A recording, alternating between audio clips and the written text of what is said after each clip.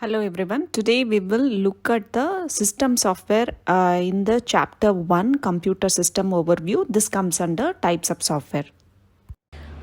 We already had an intro on the components of the computer. We know that the computer has two important components, the hardware and the software. The hardware is nothing but the physical electronic components of the computer.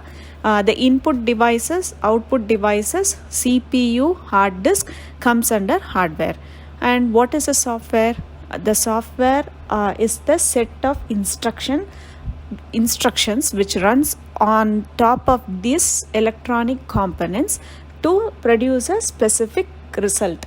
And the software can be further classified into two important categories, the system software and the application software. Now we will have a look at the next topic, the system software. So what is system software? The system software is the one that controls the internal computer operations. So for example, if we are entering alphabets or digits in the keyboard, the data has to be read and has to be provided to the computer. So the reading of data from the input devices is taken care by the system software.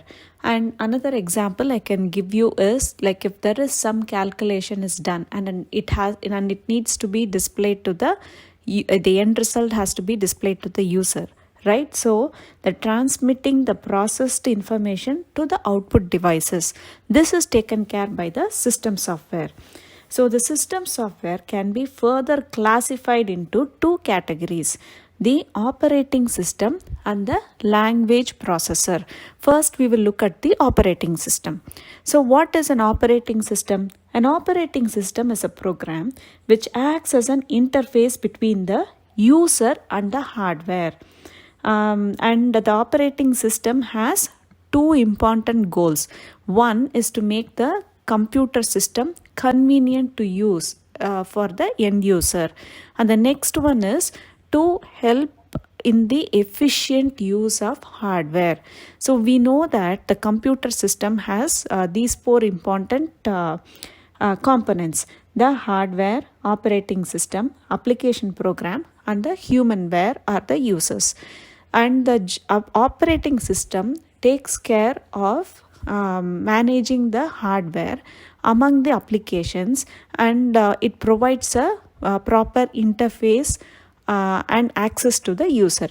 So for example, if we take a single user operating system, in that case the user might run many applications in the computer system.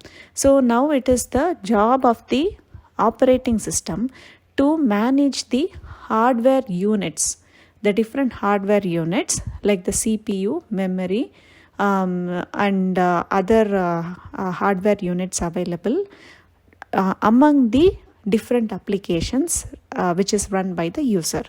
And to explain this, I will show you another slide. Here you can try if you are using an Windows operating system, you can try this.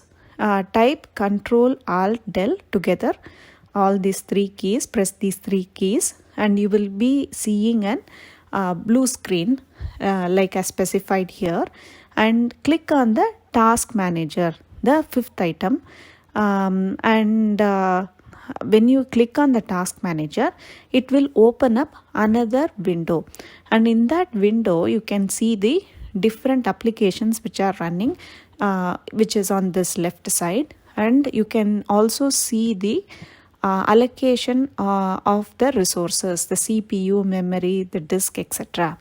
So for example, if we take the memory, you can see that the Internet Explorer, the first one, it takes up like 778.9 MB, and the Microsoft Excel, it takes around 44.1 MB.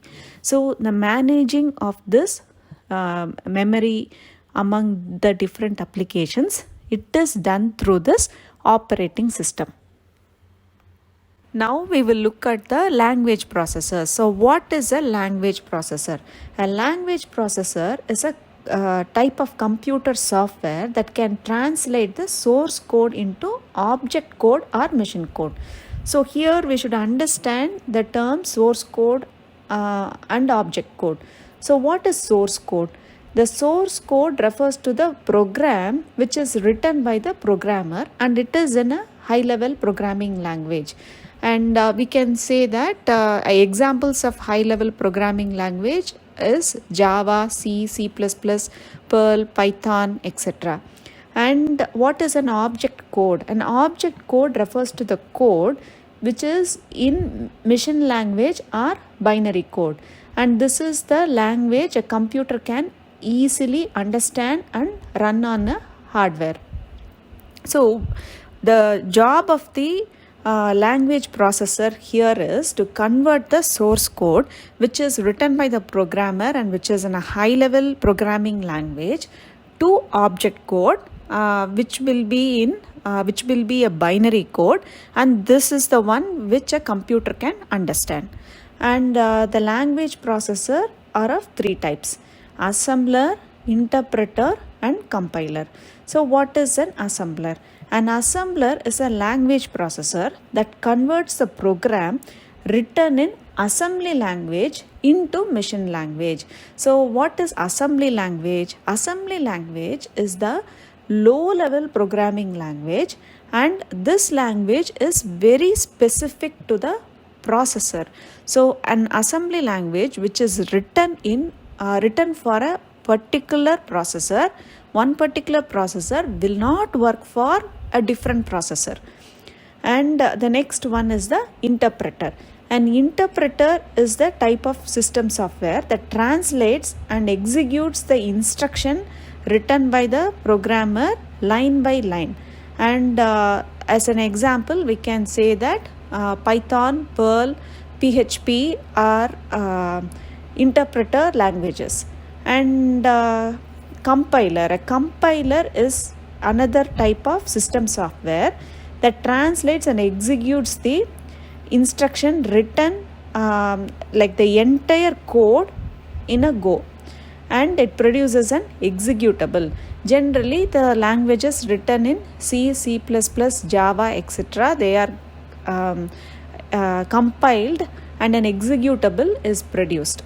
And it is this executable which is run to produce the required work that has to be done. We are done with the topic for today. We'll meet again in the next session. Thank you.